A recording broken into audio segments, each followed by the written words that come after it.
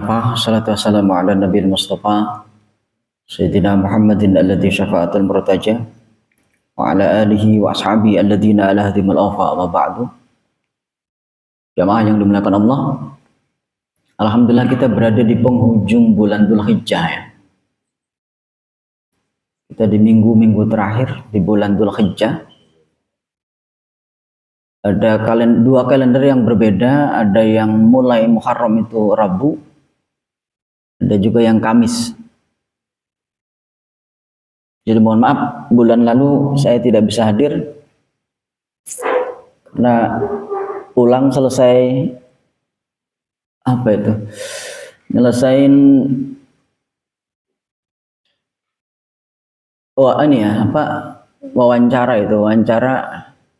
file wawancara dengan 8 perguruan tinggi ya, dari Medan itu Unsur Medan, kemudian UI IPB, Unair, UII Jogja, kemudian UIN Jogja, dan seterusnya. Saya pulang malam, ya qadarullah tidak bisa hadir karena memang kondisi yang tidak memungkinkan. Jadi ini tema penghujung ya, saya langsung di ujung saja terkait dengan kesadaran kita memilih produk halal. Dalam konteks ini berarti halal itu bukan kemudian yang kita cari hanya sekedar makanannya. Kenapa? Karena memang haram itu nanti terbagi menjadi dua. Ada haram li'ainihi, ada haram karena memang secara zatianya haram, semisal babi, kemudian anjing dan seterusnya, itu kan secara zatiahnya dia haram. Tapi ada juga kemudian haram itu secara karena ada arid, karena ada unsur lain di luar zatnya, tetapi itu yang kemudian menyebabkan menjadi haram. Ada cerita yang mungkin saya angkat Sabtu lalu, Sabtu, Ahad, Senin, Selasa. Saya melakukan kunjungan di beberapa pesantren di wilayah Ciamis, Tasikmalaya, Cianjur, Bandung. Itu saya melakukan safari sengaja, ada waktu luang, saya mewakafkan beberapa kitab ya. Di beberapa kitab itu rata-rata di pesantren sekitar 50. Kemudian melakukan bedah buku dari buku yang kemudian saya cetak. Ada hal yang memang berbeda. Contoh nih, saya tidak mau menyebutkan nama pesantrennya. Ada satu pesantren yang memang, mohon maaf, istilahnya ada istilah, kalau orang Sunda itu ada istilah ustadz ya, usahatina anggaran daerah. Mohon maaf. Jadi pengurus pesantren sebut itu ada memang orang yang lurus, tapi ada juga dia selalu mencari dana-dana yang proposalnya di situ disebutkan untuk pesantren, tapi kemudian untuk kekayaan pribadi. Maka beberapa pertanyaan dari pengurus itu, ini bagaimana San? Saya katakan kalau memang proposal di situ, contoh, ini kan sebenarnya programnya Wakil Gubernur Jawa Barat ya, terkait dengan pemberian bantuan gurami ya, ikan gurami yang kemudian diberikan kepada pesantren-pesantren. Jadi ternyata ada memang kelompok yang memang dia proposalnya itu atas nama santri, tapi kemudian itu memperkaya diri. Karena harusnya ya apa yang diberikan dari anggaran daerah tersebut itu dikelola ya memang keuntungannya untuk kemaslahatan pesantren. Maka saya cuma pesan sama salah satu pengurus itu, mengatakan, saya bilang ya disitulah tantangan Anda, tantangan kita, bagaimana kemudian lembaga pendidikan Islam itu kemudian digerogoti keberkahannya oleh keluarga sendiri. Dan ternyata memang agak jomplang, dan sangat jomplang. Santrinya itu walaupun ya berdiri sekitar tahun 85 ya, sampai sekarang santrinya cuma berapa puluh. Kemarin sekitar 30 kayaknya. Ada yang pulang pergi dan seterusnya. Beda dengan saya kemudian melakukan kunjungan di tempat lain.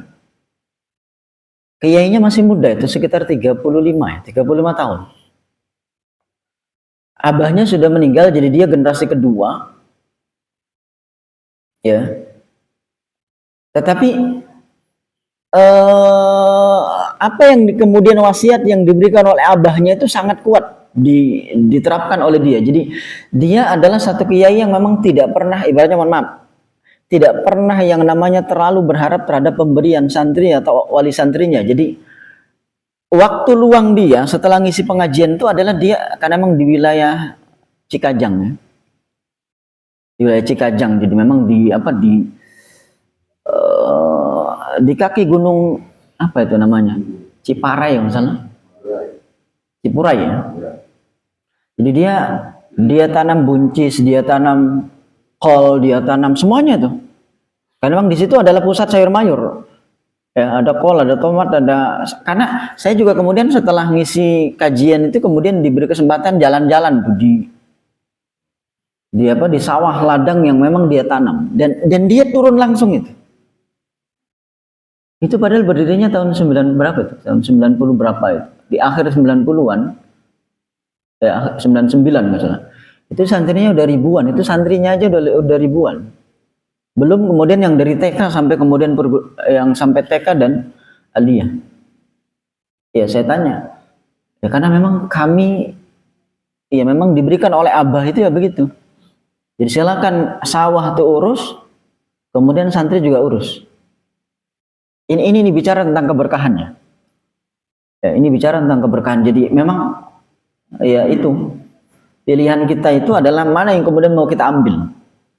Nah, dampak negatif dan ini bisa kita ambil dari salah satu hadis riwayat Imam Ibnu Majah adalah hilangnya kebaikan atau keberkahan hidup.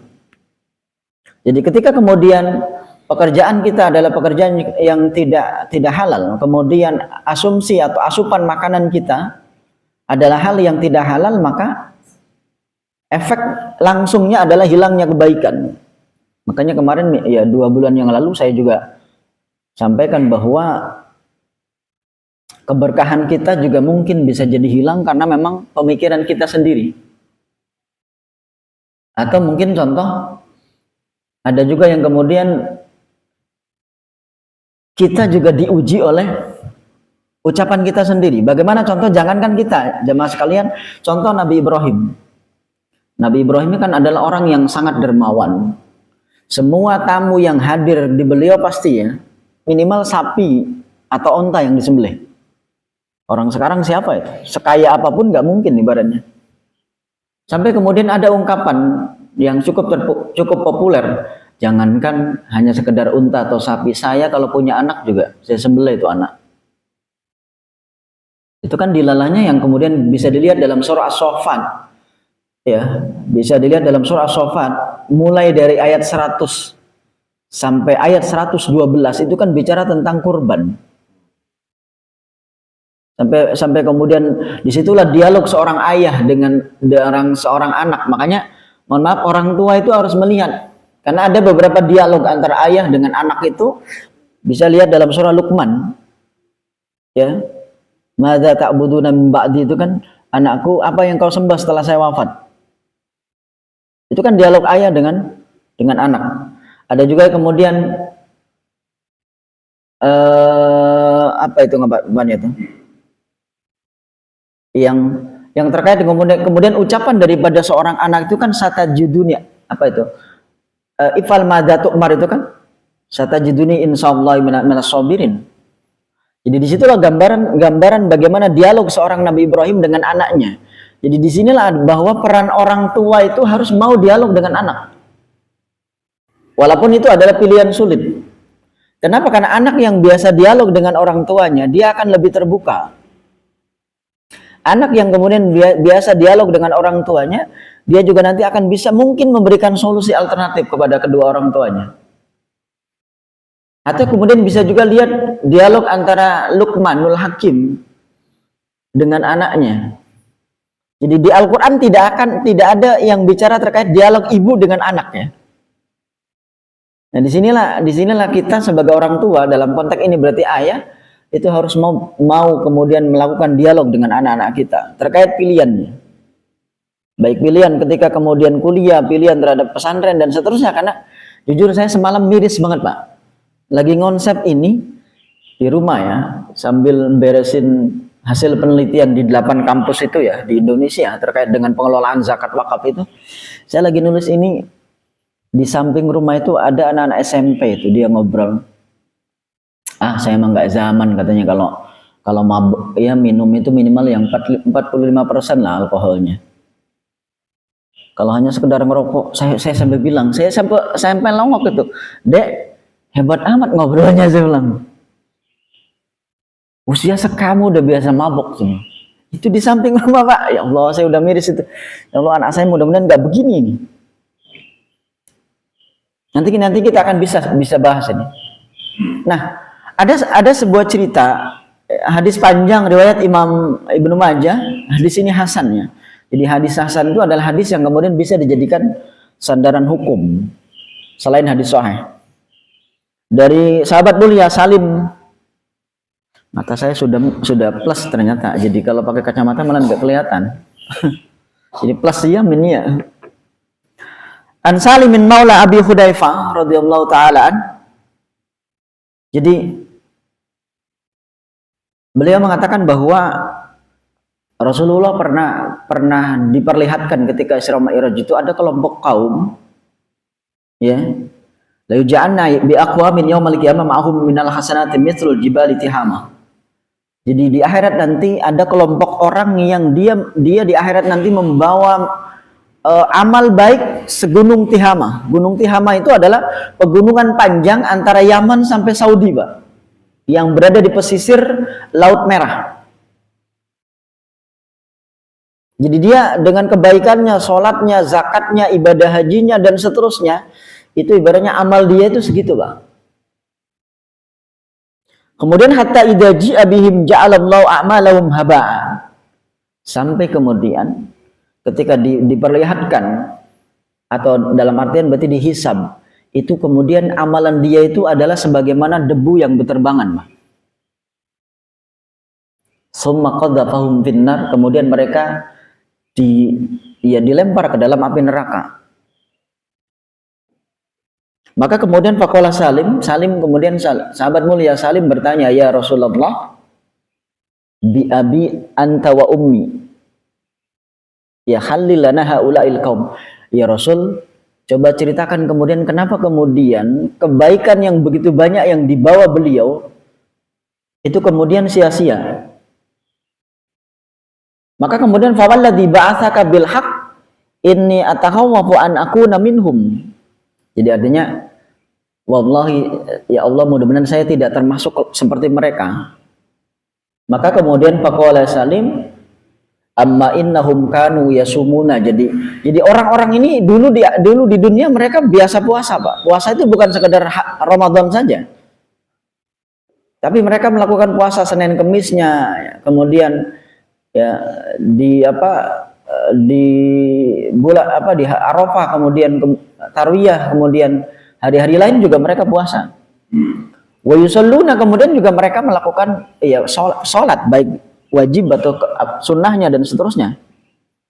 Tapi walakinnahum idza arada lahum syai'un minal haram wa tabu alaihi. Tetapi kemudian ketika dia mendapatkan hal yang haram, mereka kemudian ambil, mereka kemudian konsumsi. Maka disinilah kemudian ya fa'adhadallahu ta'ala amalahum, kemudian ya Allah ya ibaratnya menghilangkan, menghapus amal kebaikan tadi. Makanya disinilah sebisa mungkin kemudian apa yang kita konsumsi itu adalah hal yang halal. Halal baik secara zatiyahnya, halal juga secara sumbernya. Dalam artian pekerjaan kita itu adalah pekerjaan yang jelas-jelas haram. Jelas-jelas halal, maaf. Maka ketika kemudian menerima hadis ini, seorang tabi'in Malik bin Dinar, beliau mengatakan bahwa orang semacam ini termasuk nifak atau orang munafik. Ya. Makanya suatu ketika saya lihat juga dalam kitab, saya sengaja ngambil karena memang ternyata di laptop tidak ada, jadi saya bawa kitabnya. Ada satu kitab namanya Samilul Mu'minin. Jadi Samirul Mu'minin itu berarti bekal hidup seorang mukmin. Karya Syekh Muhammad Al-Hajjar. Jadi beliau mengambil sebuah cerita daripada Ibrahim bin Adham. Jadi Ibrahim bin Adham itu adalah tabi'in yang hidup sezaman dengan Imam Abu Hanifah. Beliau wafat tahun 161 ya. Kalau Imam Abu Hanifah kan wafat sekitar 150 Hijriah, dan itu adalah lahirnya Imam Syafi'i. Jadi suatu ketika kemudian orang-orang sekitarnya itu mengeluh sama beliau. Wahai Ibrahim bin Adham, saya tiap hari berdoa, saya sudah berusaha, semua yang kemudian saya panjatkan itu sekian puluh tahun tidak pernah Allah dengar. Padahal Allah berjanji bahwa ud'uni astajib lakum. Berdoalah kamu kepadaku, pasti akan saya ijabah. Maka dan itu beliau ketika berjalan menyusuri pasar. Jadi Ibrahim bin Adham, ya, Imam Ibrahim bin Adham ketika beliau menyusuri pasar, maka kemudian beliau dicegat oleh banyak ya, kerumunan orang yang kemudian bertanya, kenapa kemudian doa kami itu selalu tertolak? Maka jawaban beliau adalah, ya ahlal Basrah, wahai penduduk Basrah, qad matat qulubuhum bi asrati asya. Ya, hatimu, karena hatimu sudah mati, ya wajar kemudian ketika Allah menghilangkan keberkahan daripada doa yang kau panjatkan. Maka ini yang kemudian menjadi nasihat bagi kita ya, supaya kemudian ya kita hidup hati-hati itu.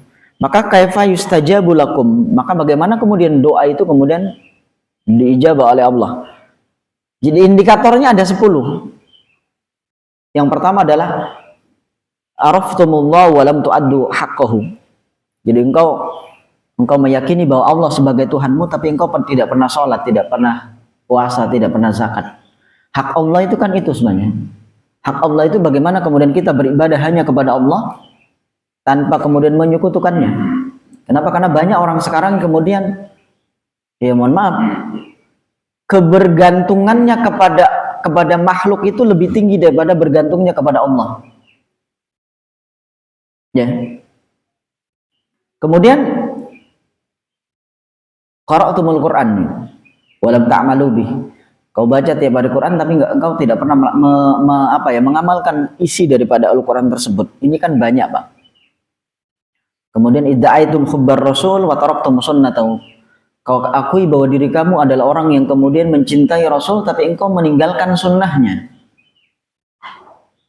Sunnah Rasul itu yang paling gampang itu. Makanya Al-Imam Al-Ghazali sampai pernah mengatakan bahwa bid'ah yang pertama yang dilakukan oleh manusia itu adalah makan terlalu kenyang. Padahal Rasul nggak pernah itu. Ini kan nggak pernah dibahas itu. Jadi Rasul itu nggak pernah makannya memangnya secukupnya. Ya. Maka kemudian idda'aitum adawata syaitan wa ata'tumuhu. Jadi banyak orang yang kemudian mengakui kami itu adalah musuhnya setan, tapi kemudian kita taat kepada setan dan seterusnya. Ini ya nanti kita bahas lah, karena memang lumayan panjang. Kita kembali pada kitab awal. Jadi keberkahan itu hilang karena memang apa yang kita konsumsi, apa yang kita makan itu adalah hal yang haram. Bahkan Al-Imam Ibnu Abbas dalam kemudian mengomentari hadis tersebut, beliau mengatakan, la yaqbalullahu sholatal abdi fi jawfihi syai'un min haram. Ini enggak enak banget tuh, Pak. Jadi sholat kita itu Allah tidak akan terima kalau kemudian di perut kita ada saripati makanan yang sumbernya dari hal yang haram. Jadi mungkin secara fikih sah, Pak. Secara fikih itu mungkin sah, tetapi pahalanya tidak diterima. Kenapa? Karena mungkin ada asupan makanan yang kita makan atau yang kita minum itu adalah hal yang haram. Ya. Makanya para ulama menyimpulkan bahwa ciri orang yang meninggal dalam keadaan su'ul khotimah itu adalah meninggal dalam keadaan melakukan maksiat. Itu cirinya gitu, Pak. Jadi kalau ada orang yang kemudian meninggal dalam kondisi sedang taat kepada Allah, itu adalah ciri orang itu husnul khotimah. Apakah meninggal dalam keadaan sujud? Apakah kemudian meninggal dalam keadaan membaca Al-Quran? Apakah kemudian meninggal dalam keadaan sholat? Itu ciri daripada husnul khotimah. Makanya ungkapan ulama lain mengatakan yamutul mar'u ka'adatihi gitu. Jadi seseorang akan meninggal sesuai dengan kebiasaannya. Makanya mudah-mudahan ya kebiasaan kita itu adalah kebiasaan yang baik supaya kemudian kita meninggal dalam kondisi baik. Ya. Saya kemarin tuh pernah cerita, mungkin ada salah satu jamaah ibu-ibu itu yang meninggal ketika hadir taklim setelah salaman muter aja. Jadi dia datang itu agak lambat. Ustaz, mohon maaf saya terlambat. Itu dia kemudian keliling itu salaman, minta maaf dan seterusnya. Pas duduk meninggal itu. Itu karena memang kebiasaan beliau begitu. Nah, kemudian yang berikutnya bahwa dampak negatif daripada apa yang kalau kemudian kita memakan yang haram, saya ambil dari kitab Manhajus Sawi karya Habib Zain bin Smith, ya, orang yang masih hidup, seorang ulama besar yang tinggal di Saudi Arabia yang kemudian pindah ke Yaman, kelahiran Cisarua, ya kelahiran Cisarua, kemudian sampai remaja di Jakarta, kemudian beliau melanjutkan studinya di Mekah dan Madinah dan di Yaman. Ya, orangnya masih hidup. Yang berikutnya adalah istihaquhu duhulan nar. Ini nggak enak banget, Pak. Jadi kalau yang kita makan atau pekerjaan yang kita kerjakan adalah hal yang haram, maka kita termasuk orang yang paling berhak masuk neraka, Pak. Itu nggak enak banget itu, Pak.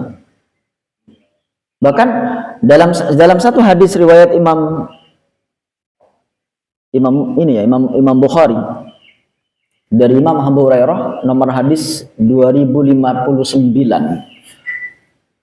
Ada sebuah hadis yang memang sekarang itu sedang ramai ya dibicarakan. Ya'ti 'alan nasi zamanun la yubali, ini enggak enak banget, Pak.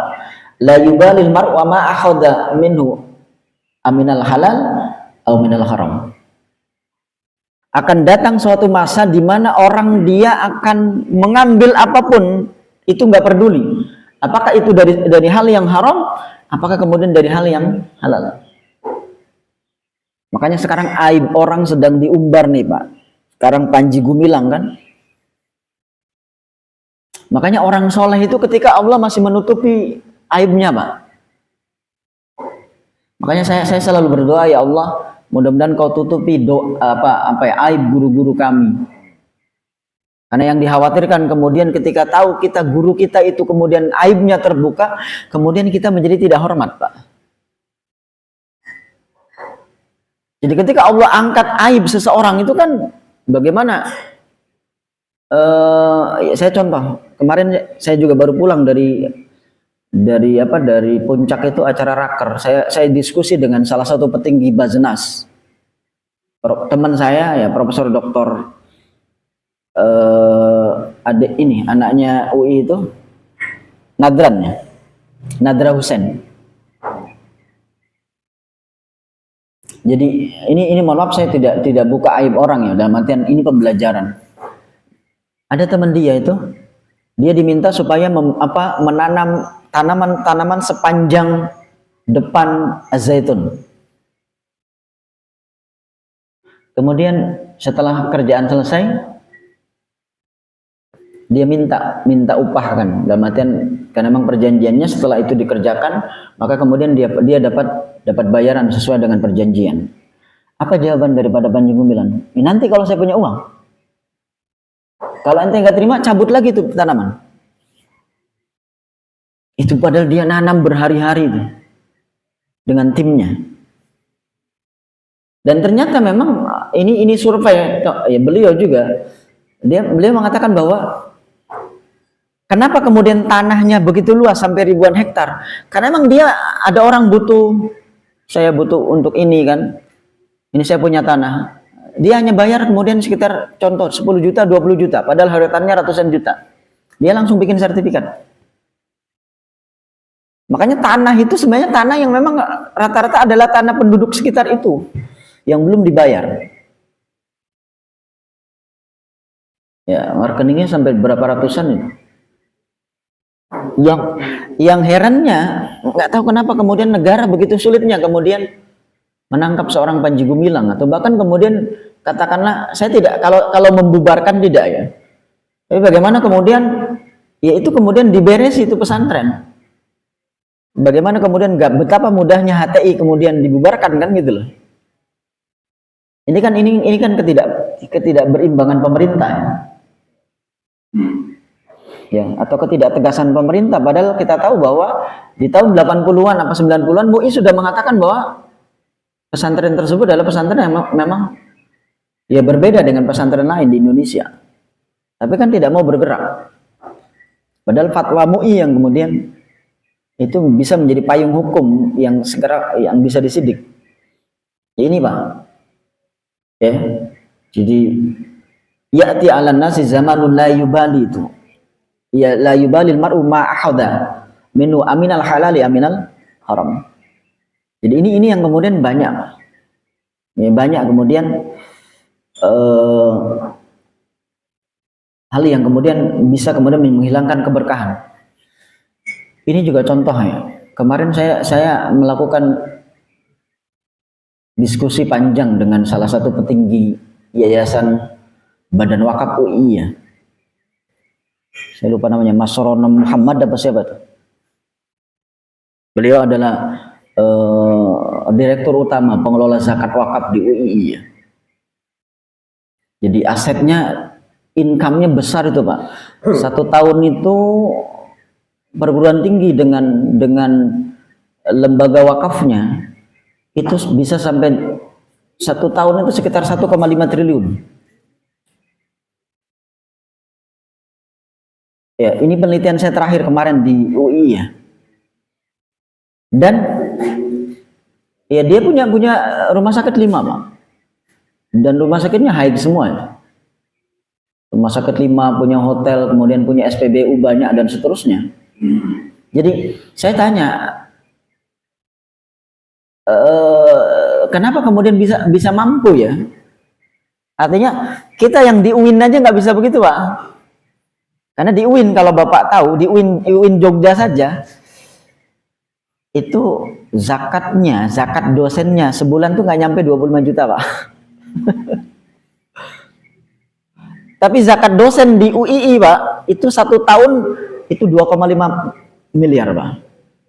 2,5 M. Kenapa? Karena beda Pak. Di UIN, contoh saya di UIN Jakarta, itu rektor nggak berani kemudian menurunkan SK bahwa semua dosen atau sivitas akademika itu harus zakat di situ. Survei saya juga terakhir menemukan bahwa contoh di UNER Surabaya ya, itu agak unik Pak. Jadi dana wakaf dengan zakat itu kalah dengan dana infaknya. Ya ternyata dana infak itu terbesar di UNER. Karena bentuknya miliaran. Dan dikelola secara profesional. Makanya ya ini mudah-mudahan nanti kalau bukunya jadi saya bagi lah, tapi mungkin PDF-nya ya. Jadi beberapa temuan yang saya lakukan di 8 kampus berbeda. Karena memang ada juga, jadi saya juga kemudian diskusi dengan direkturnya ya, Sumarno siapa itu? Muhammad kan. Beliau juga pernah menjadi dewan penasehat di KPK. Beliau juga banyak itu, beliau jabatan beliau banyak juga di level nasional itu. Jadi ternyata yang beliau lakukan adalah partnership Pak. Bagaimana kemudian dari wakaf yang ada, kemudian dia melakukan kerjasama dengan mana gitu. Sehingga kemudian dan itu juga dilakukan oleh Rasul. Join itu ya, join modal itu biasa dilakukan oleh Rasul. Nah, ini yang maksudnya bahwa sunnah-sunnah ini yang harus kemudian kita laksanakan. Ya, bukan kemudian kita ya melakukan hal-hal yang kemudian mencari dana yang kemudian padahal dananya dana umat kemudian dimiliki secara pribadi. Karena sekarang sudah musim, Pak. Beberapa penelitian yang saya lakukan juga di contoh di Cirebon, kemudian di Bandung, ada istilah istibdalul wakfi, Pak. Jadi pergeseran atau perpindahan wakaf. Itu kalau dulu, kalau yang benar itu sebenarnya gini kan, Pak. Konsep perpindahan wakaf itu kan contoh gini. Ada satu lembaga itu posisinya di pinggir jalan besar, strategis.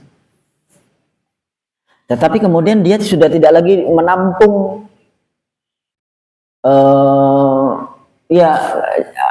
kalau santrinya tidak bisa menampung, jamaah tidak tertampung, akhirnya kemudian digeser agak ke dalam tapi dengan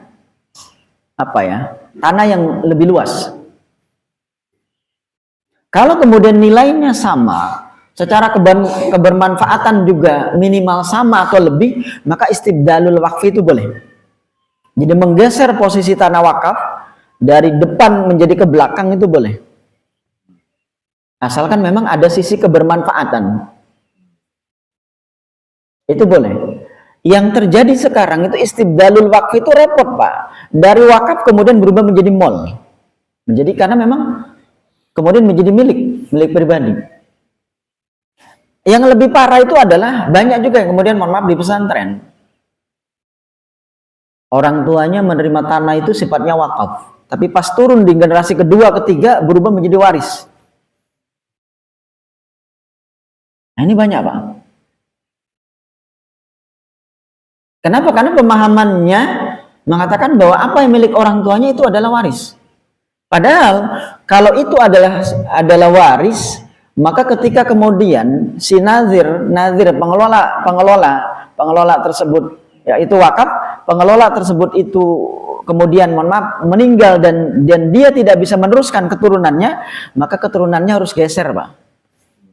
Harus rela kemudian orang lain yang masuk. Makanya gaya-gaya kiai-kiai contoh ya Gontor itu beda. Kalau kiai Gontor itu kan anak-anaknya mau ngajar itu harus dites dulu, Pak. Kalau nggak lolos ya nggak bisa ngajar.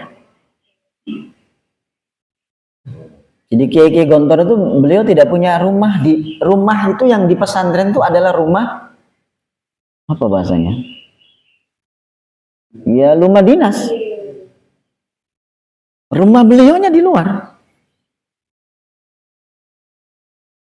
Nah ini kenapa? Karena memang itu adalah tanahnya tanah wakaf. Ini kalau yang hati-hati gitu. Kecuali memang kita sengaja contoh punya pesantren kita beli dari apa? Dari uang sendiri kemudian dibangun rumah. Makanya ada salah satu kiai yang sudah meninggal pernah kemudian diskusi sama saya itu, Ustaz, saya sudah punya lahan pesantren yang lumayan luas katanya. Bolehkah kemudian saya beli secara pribadi dan itu klaim sebagai milik kami keluarga? Saya katakan boleh. Yang penting ada sertifikatnya. Ya. Jadi silakan kemudian di luar rumah tersebut adalah wakaf. Karena itu kemudian wakafnya adalah wakaf ahli. Kalau keluarganya ternyata kemudian tidak bisa meneruskan sebagai nazir, maka dia harus sadar diri dan harus keluar. Pindah kemudian menjadi wakaf khairi. Kalau wakaf khairi kan wakaf ya memang siapapun, profesional, Pak. Makanya UI itu wakafnya bukan wakaf khairi, bukan wakaf ahli tapi wakaf khairi. Jadi pengurusnya, nazirnya itu siapapun bisa masuk, Pak. Karena tidak ada unsur keluarga. Itu UI itu ternyata juga maju. Ya bayangkan income-nya aja per tahun bisa sampai 1,5 miliar. Sampai dia mengatakan kami punya satu rumah sakit contoh di Solo dan di Jogja. Itu sehari itu sekian miliar, Pak. Sehari itu hitungan. Makanya dia sampai mengatakan kami tidak akan bergerak ngurusi wakaf kemudian dibangun hanya sekedar mohon maaf masjid, hanya untuk mungkin tanah itu kemudian disewa, itu hasilnya cuma berapa katanya. Makanya kami lebih baik bergerak di situ, di rumah sakit, di hotel dan seterusnya, karena memang income-nya besar. Itu catatannya. Walaupun memang ada keluhan juga bagi mereka, itu keluhannya ada juga Pak. Contoh keluhannya, sebenarnya yang enak itu adalah BWI dan Basnas katanya. Yang capek kita katanya. Kami mengumpulkan contoh dari kampus saja itu 1 tahun bisa 2,5 M. Itu kan kata mereka, kemudian kami setor kepada mereka, pulangnya paling cuma sekitar 70% atau 75%. Yang untung mereka. Harusnya kemudian kalau Basnas mau, kalau rela, ya sudah urus aja gitu kan. Ya, itu contoh. Sementara Basnas hanya sekedar nongkrong, katanya gitu. Salah satu keluhannya. Sampai beliau juga minta tolong kalau ada acara apa-apa kami diundang. Supaya Basnas itu badan wakaf juga melek, begitu bahasanya itu. Sama saja kata mereka juga mengatakan bahwa karena saya memang berhadapan dengan, ya artinya diskusi langsung dengan direkturnya langsung dan kemudian dari Lajis UII-nya dan ada juga yang kemudian lembaga wakaf uang. Dan wakaf uang baru berdiri 2 tahun nih. Itu lumayan juga Pak, dananya lumayan besar, itu miliaran Pak. Itu baru satu lembaga. Jadi artinya lembaga itu kalau memang benar dikelola secara profesional itu ya besar gitu. Nah, kemudian beratnya hisab pada hari kiamat. Artinya gini, Pak. Ya kalau mungkin kita punya ilmu yang ya enggak, hisabnya gampang punya ilmu itu. Tapi kalau kemudian kita punya harta itu panjang lebar, Pak. Dari semua sudut itu, bahkan dalam kitab Ihya itu disebutkan panjang lebar, karena memang orang itu nanti terbagi menjadi 4 ya. Jadi sarul aghniya yaumal qiyamah arba'u firaqin. Jadi kelompok orang kaya itu ada 4. Yang pertama adalah rajulun jama'a malan min haramin wa anfaqahu fil haram. Ada kelompok orang yang kemudian kekayaannya dia peroleh dari yang haram, kemudian diinfakkan kepada yang haram. Ini jelas langsung neraka itu. Idhabu bihi finnar. Ini yang pertama. Kemudian rajulun jama'a malan min haramin wa anfaqahu fi halal. Ada kelompok orang yang sumber pencahariannya dari yang haram, tapi kemudian dia infakkan kepada yang halal. Makanya ada keterangan dalam kitab Majmu' karya Imam An-Nawawi, salah satu ciri orang yang hajinya tidak diterima itu adalah ketika biaya hajinya itu diambil dari hal yang haram. Itu. Jadi kalau ada orang haji dari korupsi, ada orang haji dari biaya nilep, itu berarti ciri hajinya haji yang tidak diterima. Wa rajulun jam'a amalan min halalin wa anfaqahu fi haram. Kelompok ketiga adalah orang yang kemudian dia capek-capek kerja dari hal yang halal, tetapi kemudian dia belanjakan ke yang haram. Sama juga Pak, masuk neraka juga itu Pak. Yang terbaik adalah warajulun jama'a malan min halalin wa anfaqahu fi halalin. Kelompok orang yang kemudian sumber rezekinya halal, dia infakkan ke yang halal juga, tapi ini juga belum selesai Pak. Ya. Maka iya jadi gini, sampai di sini disebutkan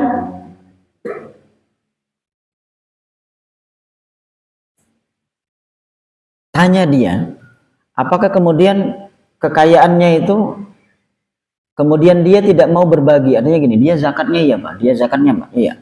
Tapi kemudian dia punya tetangga yang kelaparan, dia cuek, itu juga jadi masalah juga Pak. Bahkan sampai di sini mengatakan audaya asyai'an min furudiz zakati awil haji.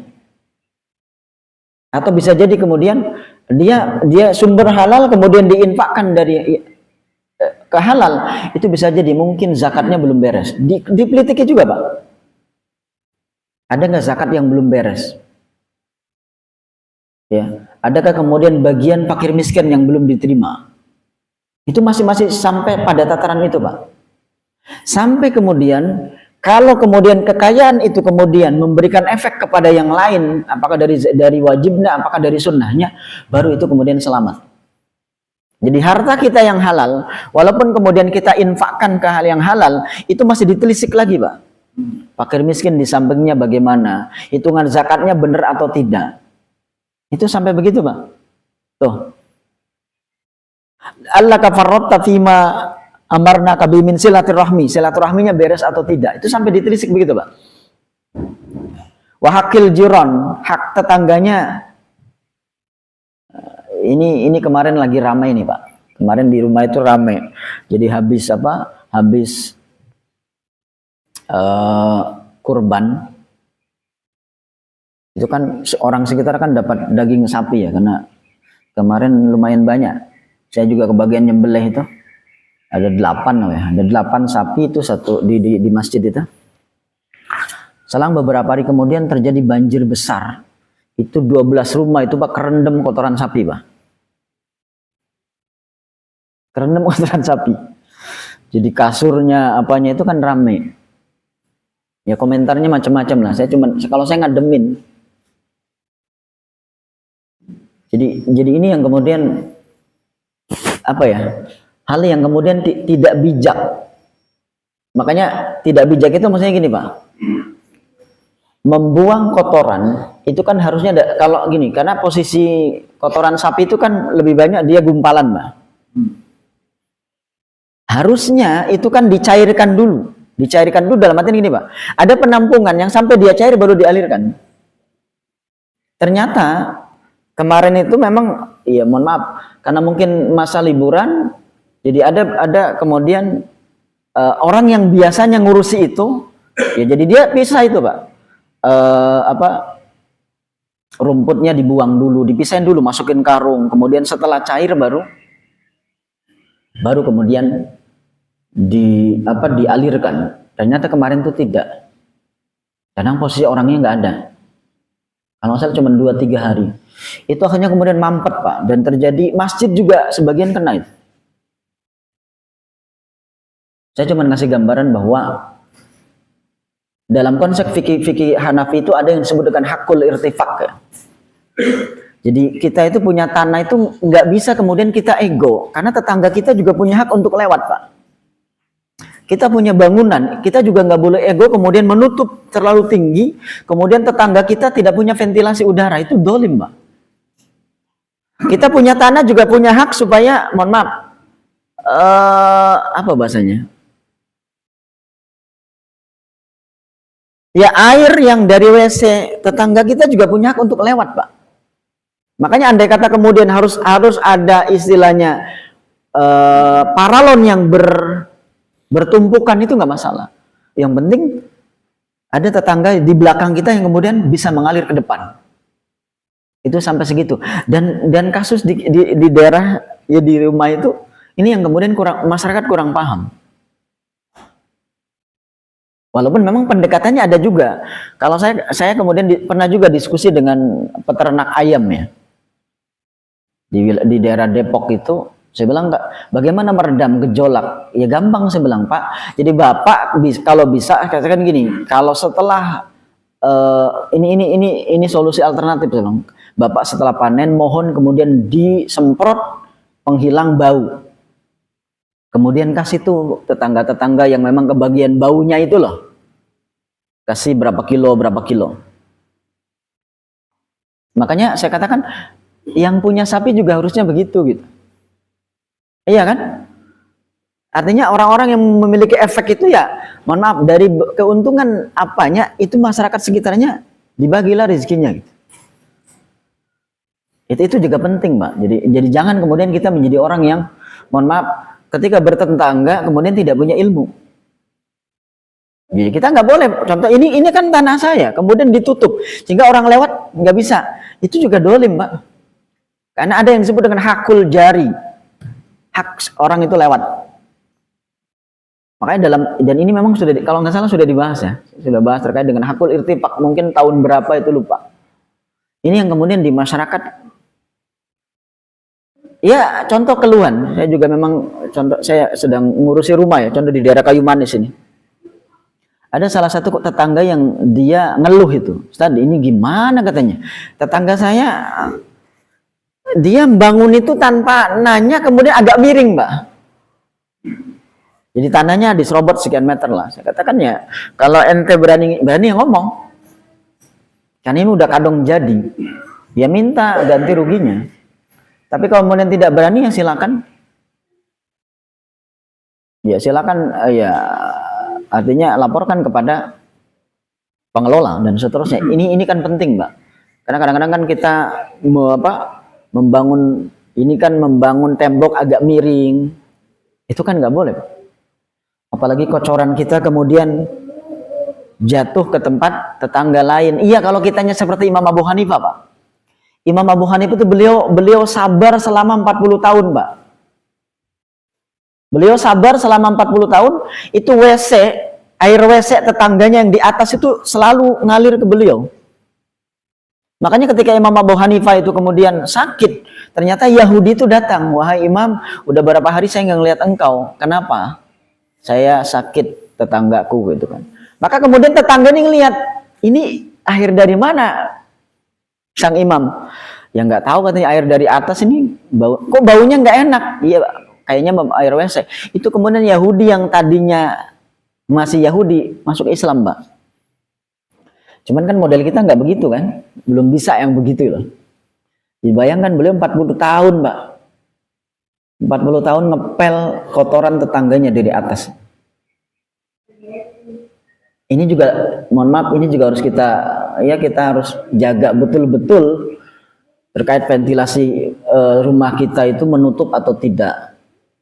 Terkait hak orang lewat mobilnya atau motornya. Kan sekarang itu kan banyak orang yang kemudian bangun rumah itu kemudian makan bau jalan. Ini kan hal yang memang dosa yang mohon maaf yang kita tidak sadari. Atau kemudian mohon maaf punten, parkir kemudian memakan bau jalan yang cukup lama, itu kan mengganggu. Itu kan dosanya per detik, Pak. Itu termasuk dosa yang mengalir terus-menerus, Pak. Nah, ini bagian daripada kehati-hatian kita. Yang repot itu adalah yang keempat, Pak. Yang keempat adalah bahasa Arabnya adamu qabuli a'malihi wa sholati wa siyamihi. Itu jadi semua amal fardu kita itu kalau kemudian yang kita makan itu adalah hal yang haram, itu nggak bakal diterima, Pak. Haji kita, sholat kita, puasa kita itu lewat, Pak, udah, Pak. Mungkin secara fikih sah, tapi catatan amalnya kosong, Pak. Ya, ada salah satu hadis, ya, dan ini yang kemudian tadi dari Imam Ibnu Abbas, ya, sebuah ungkapan Imam Ibnu Abbas, beliau mengatakan tadi la yaqbalullahu sholatal abdi wa fi jawfi haramah. Jadi Allah tidak akan menerima ibadah sholatnya seseorang di mana di dalam perutnya ada mungkin makanan yang haram, ada minuman yang haram, atau kemudian kita melakukan, contoh kita sholat tetapi pakaiannya dari pakaian ghusab, secara fikih sah, Pak, secara fikih, tapi sholat kita dijamin tidak diterima. Jadi amalnya hanya sekedar menggugurkan kewajiban. Ini yang ngeri itu, Pak. Sama seperti ya orang yang kemudian, mohon maaf, orang yang walaupun kemudian dia rajin sholat, dia rajin zakat dan seterusnya, tapi kalau kemudian dia melawan orang tuanya, sama, Pak. Itu juga nggak diterima itu. Jamaah mungkin kenal Alqamah. Coba kurang apa solehnya Alqamah, Pak? Tapi karena dia kemudian lebih memprioritaskan istrinya daripada ibunya, sampai kemudian dalam satu hadis panjang, dan ini hadisnya sahih, Rasul sampai mengatakan man faddala zaujatahu ya ala ummihi fa alaihi la'natullah. Barang siapa yang kemudian seorang suami yang kemudian dia lebih memprioritaskan kebutuhan istrinya daripada ibunya, maka laknat Allah akan mengincar dia. Makanya kan dalam cerita hadis panjang itu sampai Rasul mengatakan, "Oh hai ibu, ini kenapa?" gitu. Sampai Alqamah itu kan ketika hendak meninggal dia tidak bisa membaca la ilaha illallah. Dia tidak bisa membaca syahadat. Ya, ini juga ada dalam kitab ini nih. Kita kan bahwa percuma kemudian amal soleh kita kalau kemudian kita tidak bakti kepada orang tua. Sampai Rasul mengatakan, kalaulah engkau tidak ridho terhadap anak ini, saya akan bakar itu. Maka wahai Bilal, wahai para sahabat, kumpulkan kayu bakar. Kemudian saya bakar. Baru kemudian sang ibu mengatakan, ya Rasul, tetap orang ini adalah anak saya. Ya, ini yang karena jangan sampai kemudian kita yang mungkin sudah punya istri, sudah punya anak, kemudian seolah-olah kewajiban ngurusi orang tua itu menjadi luntur atau menjadi tidak ada. Ya, makanya kita jangan sampai kemudian menjadi alqamah zaman modern. Ya, artinya bahkan di dalam kitab tipis, misal dalam kitab Matan Takrib itu sampai dinyatakan dengan dalil waswahibhuma fid dunya ma'rufa, ya, temani orang tua kita itu dengan cara yang baik. Berarti tadi beri nafkah itu ketika orang tua sudah dalam kondisi udzur. Udzur itu adalah orang yang memang sudah tidak lagi masa produktif. Orang tua kita itu adalah orang tua yang sudah tidak lagi bisa bekerja. Maka anak itu dia punya kewajiban memberikan nafkah. Nah, andai kata kemudian orang tua itu dalam kondisi usia produktif pun, bukan berarti kita kemudian ya meninggalkan memberi. Walaupun tidak ada kewajiban. Atau itu biarkan orang tua mandiri, nggak bisa juga.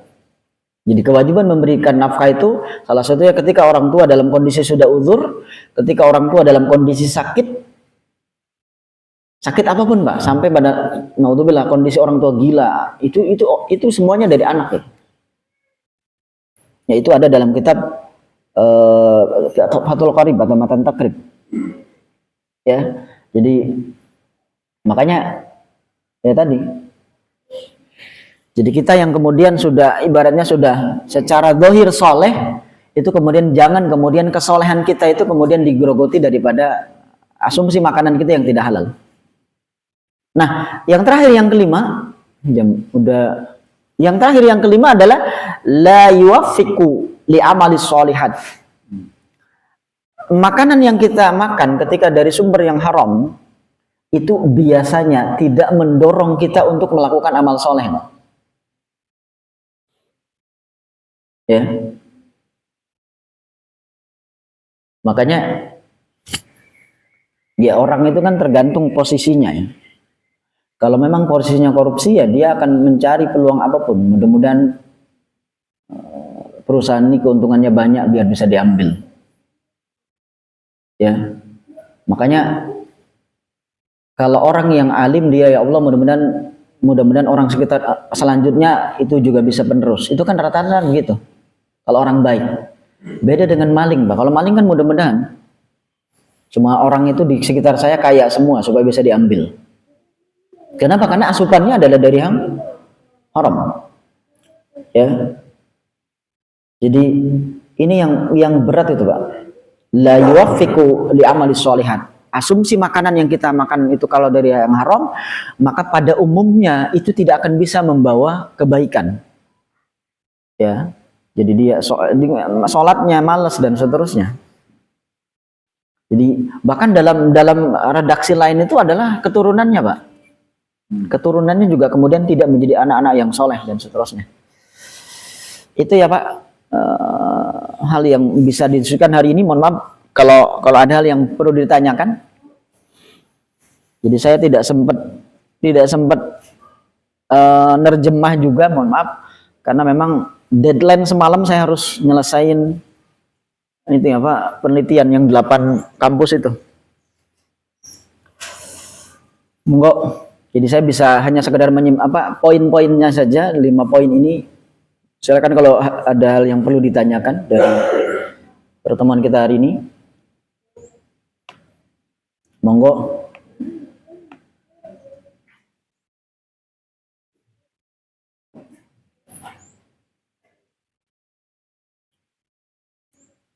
Cukup.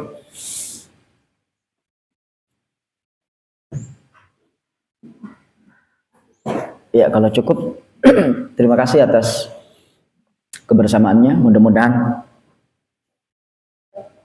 Allah jaga ya kita, keluarga kita dari makanan yang haram atau sumber yang haram. Allah selalu jaga kehidupan kita supaya berkah ya. Baik berkah harta, berkah dalam keluarga, kemudian dalam ilmu kita, dalam kehidupan kita. Karena apapun ketika kemudian itu tidak berkah, maka tidak ada kemaslahatan sama sekali. Al-Fatihah. A'udzubillahi minasyaitonir rajim. Bismillahirrahmanirrahim. Bismillahirrahmanirrahim. Maliki yaumiddin. Iyyaka na'budu wa iyyaka nasta'in. Shiratal mustaqim. Shiratal ladzina an'amta 'alaihim. Assalamualaikum warahmatullahi wabarakatuh.